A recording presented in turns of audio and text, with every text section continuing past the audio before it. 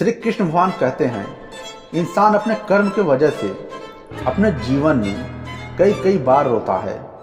वह जब कोई कार्य करता है और उस कार्य में असफल होता है तो वह अपने आप को, अपने कर्म भाव को कोसता है। फिर वह उठकर चलने की कोशिश करता है। फिर उसे कुछ दूर जाकर ठोकर लगता है। फिर वह अपने आप को कोसता है। ऐसे कई कई बार अपने जीवन में ठोकर लगने पर वह अपने आप को कोसता है। लेकिन यह सत्य नहीं है, क्योंकि जब तुम असफल होते हो तो वहाँ पर कुछ तुम्हारी गलतियाँ होती हैं और कुछ दूसरों की गलतियाँ होती हैं। लेकिन तुम अपना कार्य ईमानदारी से निभा रहे हैं, लेकिन दूसरों का कर्म भाग उस कार्य को रोक रहा है। क्योंकि तुम पूर्ण ईमानदारी से अपना कार्य कर रहे हो, लेकिन वह जो दूसरा है, जो आपसे जुड़ा हुआ है, वह आपके कार्यों में बाधा पहुंचा रहा है। वह आपका दोस्त, मित्र, घर के सदस्य, पति पत्नी, कोई भी हो सकता है। कभी कभी दूसरे का कर्म भी आपके कार्यों में रुकावट डालती है, लेकिन यहाँ पर वह ध्यान नहीं देते हैं। इसलिए दूसरों का कर्म आपके जीवन में बाधा न डाल सके, इसके लिए किसी की पूजा साधना मंत्र जाप करें। क्योंकि अगर आप करते हैं तो उसका कर्म भाग आपके जीवन में कष्ट पीड़ा नहीं पहुंचाएगा। जिस तरह आप अच्छे आदमी के साथ रहेंगे तो अच्छा ही कर्म करोगे, सीखोगे, और बुरे के साथ रहोगे तो बुरा कर्म करोगे और बुरा कर्म ही सीखोगे।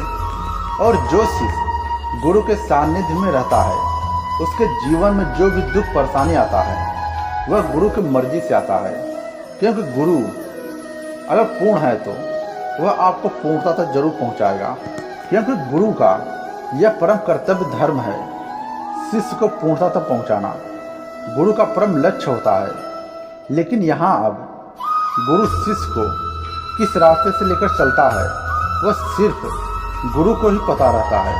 और जो गुरु का शिष्य रहता है, गुरु के बिना मर्जी से कोई भी देवी देवता हस्तक्षेप नहीं कर सकते हैं।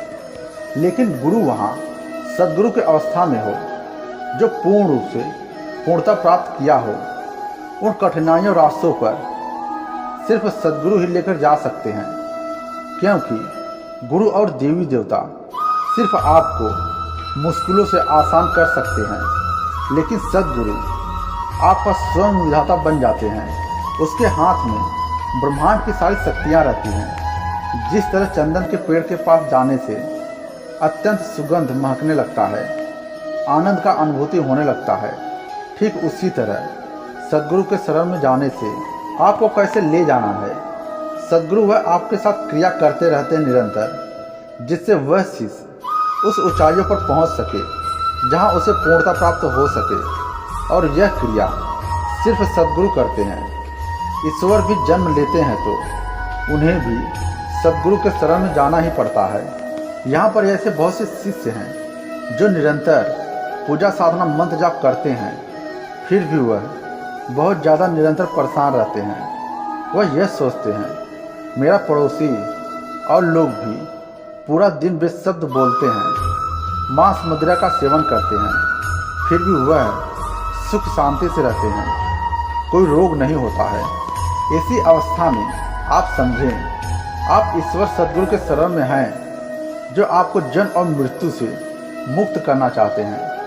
इसलिए वह आपको जगह जगह पर पीड़ा कष्ट देते रहते हैं, जिससे आपका सभी कर्म से मुक्त हो सके, वह परम अवस्था प्राप्त हो सके। इसलिए आपके जीवन में दुख पीड़ा कष्ट देते रहते हैं और बाकी लोग आपके सामने ही गलत कर्म करते हैं, फिर भी वह खुश रहते हैं। यह देखकर आपको दुख होता है।